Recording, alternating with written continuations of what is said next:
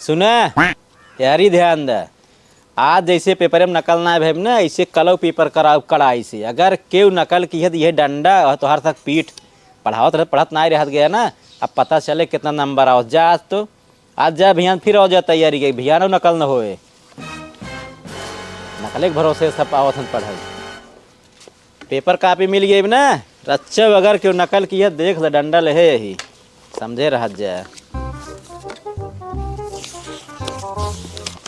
का लिया हे बे हमें बताओ एक वाला बी आता है।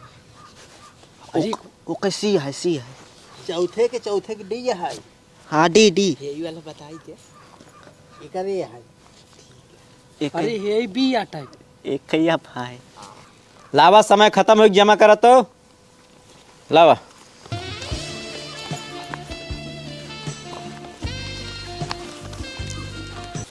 कहो तू गुरुजी का लिख के दे दिया पर्ची में जौन अपने सब खूब नकल करे। जानता है पर्ची में लिख के दे देना गुरुजी तहा पैंटो फटा फिटा से तबे उठबई नहीं कहने को जाए। और ये तू तो बहुत सही जुगाड़ लगाया। हाँ वैसे नकल की है जाए ना। हाँ चला।